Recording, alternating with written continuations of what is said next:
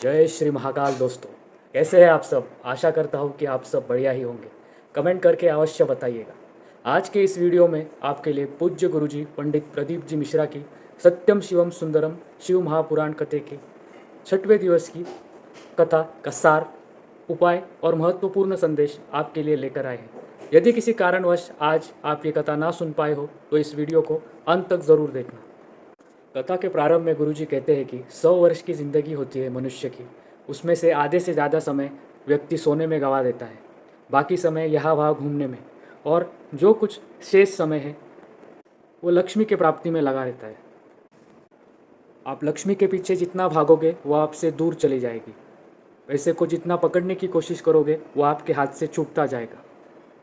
ईश्वर की चरण को पकड़ लो, भगवान की भक्ति करो, ईश्वर को ढूंढने में अपना स्वयं सारा समय व्यतीत करो, तब तुम्हें सुख की प्राप्ति होगी। आगे गुरुजी कहते हैं कि छोटी छोटी बातों में लोन नहीं लेना चाहिए, जैसे फसल के बिगड़ जाने पर, किसी नई वस्तु की खरीदी करने के लिए, आदि आदि। लोन ना लेकर हमें मौन धारण करना चाहिए। किसी को पलटकर जवाब नहीं देना चाहिए। जब भी गुस्सा आए अपने आप को शांत मौन करना चाहिए। यह सलाह उन्होंने सभी नवयुवक बेटियों, बहुओं और अन्य लोगों को प्रदान की है। आगे गुरुजी ने एक उपाय बताया है। जब भी आप शिवालय जाए, आपके ज़िंदगी में कोई विषम परिस्थिति चल रही हो, बहुत दिनों से आपकी कोई मनोवांछित कामना पूर्ण न हो रही हो, तो शिवालय के बाहर जो नंदी है उसके सामने कुछ क्षण बैठिए और नंदेश्वर महाराज से अपनी मनोकामना बोलिए। नंदेश्वर महाराज का जो उठा हुआ चरण है उसे पकड़िए, पैर पड़िए और कुछ समय वहाँ बैठिए। ये वही नंदेश्वर महाराज है जो महादेव को आपके यहाँ ले आएंगे और आपकी सारी मनोकामनाएं पूर्ण करेंगे। अपनी विषम परिस्थिति में ये अवश्य कीजिएगा। आगे गुरुजी ने एक पत्र का वर्णन किया जहाँ एक महिला को 9 वर्षों बाद टेस्ट ट्यूब बेबी द्वारा संतान सुख की प्राप्ति हुई।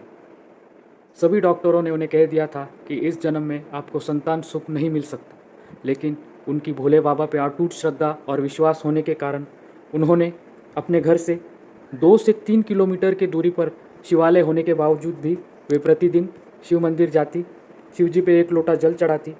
आजू बाजू वाले लोग उन पर हंसते, ताना देते, लेकिन इस बात पर उन्होंने गौर नहीं किया और भोले बाबा की कृपा से ना ही उन्हें संतान तो प्राप्त हुई, लेकिन उसके साथ साथ देवादिदेव महादेव ने उन्हें एक गाड़ी भी प्रदान की जिससे वो आसानी से शिवालय आ जा सके।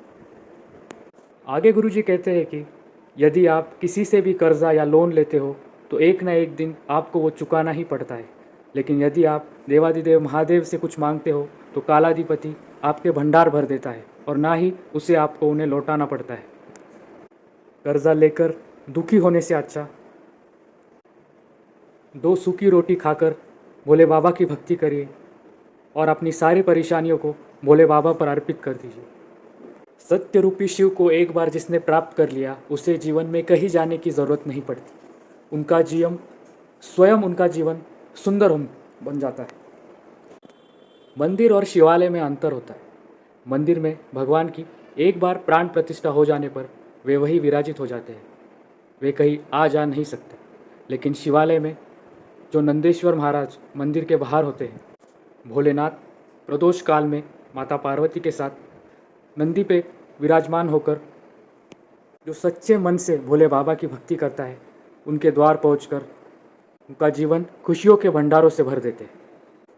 आगे गुरुजी कहते हैं कि जब भी आप शिव महापुराण कथा में जाए तो प्रयास करिएगा अपने अंदर के एक एक खोट, जैसे कि छल, कपट, क्रोध, द्वेष, घमंड, इसे कथा में छोड़ने का प्रयास करेंगे। जिस प्रकार चाय, दूध और कॉफ़ी में चीनी का होना ज़रूरी है, उसी प्रकार हमारे जीवन में जब भी हम किसी से वार्तालाप करें, ज़बान पर मिठास का होना बहुत ज़रूरी है। हमारी वाणी हमेशा मधुर होनी चाहिए।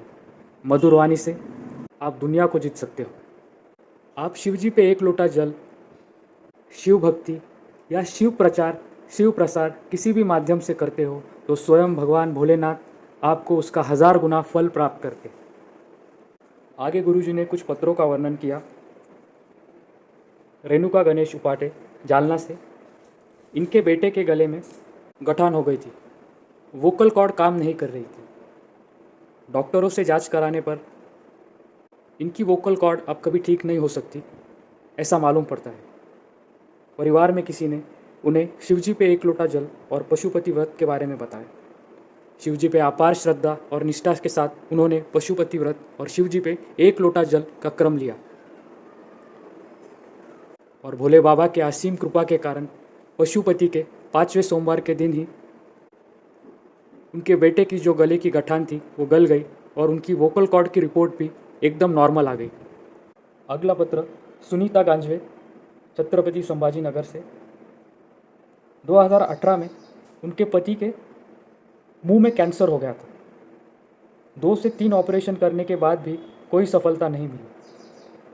चौथा ऑपरेशन करते वक्त डॉक्टर ने कहा कि इनके शरीर में इन्फेक्शन हो रहा है और अब खाना खाने के लिए इनके गले में नली डालनी पड़ेगी। परिवारजनों ने उन्हें शिव महापुराण, शिव पे एक लोटा जल और पशुपति व्रत के बारे में बताया। उनके पत्नी ने बड़ी श्रद्धा और भाव से पशुपति व्रत का प्रारंभ किया। वे प्रतिदिन शिवजी पे एक लोटा जल चढ़ाती और उस जल को अपने पति को पीने के लिए देती। भोलेनाथ की कृपा से आज उनके पति बिल्कुल ठीक और स्वस्थ हो चुके हैं और उनका सारा परिवार शिवजी पे एक लोटा जल चढ़ाने लगे हैं और पशुपति व्रत भी करने लगे हैं। आगे गुरुजी कहते हैं कि जिसके हृदय में शंकर रहते हैं उसे कभी कष्ट नहीं देना चाहिए। जो शंकर के मंत्र का जाप करता है, शिवजी पे एक लोटा जल चढ़ाता है, किसी भी रूप में शिवजी की सेवा करता है और यदि ऐसे व्यक्ति को कोई तकलीफ़ देता है तो उसका जवाब वह व्यक्ति नहीं, स्वयं कालाधिपति देवाधिदेव महादेव देते हैं, क्योंकि यहाँ आप उस व्यक्ति को नहीं बल्कि स्वयं महादेव को तकलीफ़ दे रहे हैं। आगे गुरुजी ने बिलवा नामक सपेरे की कथा का वर्णन किया। बिलवा बाल अवस्था में ही शिवजी का परम भक्त था। प्रतिदिन शिवजी पे एक लोटा जल, शिव भक्ति, शिव मंत्र जाप में रमा रहता था।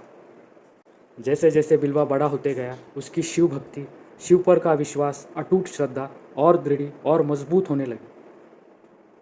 शिव भक्ति के बिना वो एक पल भी नहीं रहने लगा, मानो शिव में रम गया हो।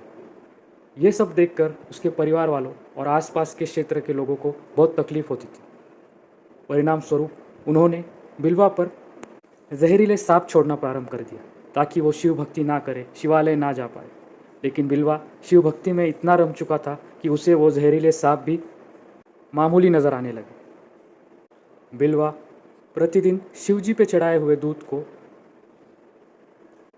अपने बॉबी में जो सांप है उसके सामने रख देता था। यह बात गांव के लोगों को पता नहीं थी। एक दिन गांव के लोगों ने उसी बॉबी के सांप को बिलवा पर डसने के लिए छोड़ा। उन्हें लगा इसके डसते ही बिलवा को कष्ट होगा, उसकी शिव भक्ति में खलल आएगा। लेकिन भोले बाबा पर असीम श्रद्धा, अटूट भक्ति होने के कारण सांप के डसने से बिलवा को कुछ नहीं हुआ। स्वयं भोलेनाथ उसके सन्मुख में प्रकट हो गए और उसे अपनी सारी तकलीफ़ों से छुटकारा दे दिया। आगे गुरुजी ने कुछ और पत्रों का वर्णन किया। तमन्ना जाधव धुले से है। इनके साथ एक दिलचस्प घटना घटित हुई। जब इनका बेटा 4 महीने का था, उस अवस्था में उसकी मृत्यु हो गई और जब वे उसे दफनाने के लिए गए, उसी खड्डे में उन्होंने एक सांप को देखा। सांप को हटाकर वे बच्चे को दफनाकर जब घर आ रही थी तो वही सांप उनके घर के पास आया। वे शिवजी की अटूट भक्त थी। वे बाबा से बोली, जिस प्रकार ये सांप उस गड्ढे से यहाँ तक आ सकता है, क्या मेरा दफनाया हुआ बच्चा नहीं आ सकता? बाबा पर अटूट श्रद्धा और विश्वास होने के कारण 2018 में जो बच्चा गया था, बाबा की कृपा से 2019 में वो फिर से आ गया। महिला ने जो बच्चा शांत हुआ था और जिसका जन्म 2019 में हुआ है, दोनों की तस्वीरें भेजी। अगला पत्र शर्मिला गायकवाड़, छत्रपति संभाजी नगर से। इन्हें 27 वर्षों से सोराइसिस की बीमारी थी और डॉक्टर का ऐसा कहना था कि ये बीमारी कभी ठीक नहीं हो सकती, अंत तक ये आपके साथ ही रहेगी। उनकी बीमारी दूर करने के लिए उनके देवरानी ने पशुपति व्रत और शिवजी पे एक लोटा जल चढ़ाना प्रारंभ कर दिया। अपने अटूट निष्ठा के कारण पशुपति व्रत करे हुए 15 से 20 ही दिन हुए थे कि सोराइसिस की रिपोर्ट एकदम से नॉर्मल आ गई। डॉक्टर भी हैरान हो गए। अब वे बिल्कुल स्वस्थ है और उन्होंने बीमारी से पहले और बाद की तस्वीरें आस्था चैनल के माध्यम से लोगों के साथ साझा की है। आगे गुरुजी कहते हैं कि पहले के ज़माने में मंदिर या शिवालय बूढ़े हुआ करते थे, क्योंकि सिर्फ बूढ़े व्यक्ति, वृद्ध व्यक्ति ही मंदिर जाया करते। और आज के ज़माने में मंदिर जवान हो चुके हैं, क्योंकि नवयुवक, लड़के लड़कियां, छोटे बालक ने मंदिर जाना प्रारंभ कर दिया है। गुरुजी कहते हैं, कुछ तो विशेष बात है इस शिव महापुराण कथा में, क्योंकि कथा से पहले 2 बजे से पहले चिलचिलाती धूप होती है, और जैसे ही कथा का समय होता है, मानो ऐसा लगता है कि स्वयं भगवान भोलेनाथ एक शीतल चादर लेकर लोगों पर बरसा रहे, अपनी करुणा, अपनी उदारता लोगों पर फैला रहे, शीतल छाया प्रदान कर रहे हैं। भोलेनाथ की कृपा आप सब पर ऐसे ही बनी रहे। दोस्तों, वीडियो पसंद आए तो इसे लाइक, शेयर और कमेंट करना ना भूलिएगा। जय श्री महाकाल।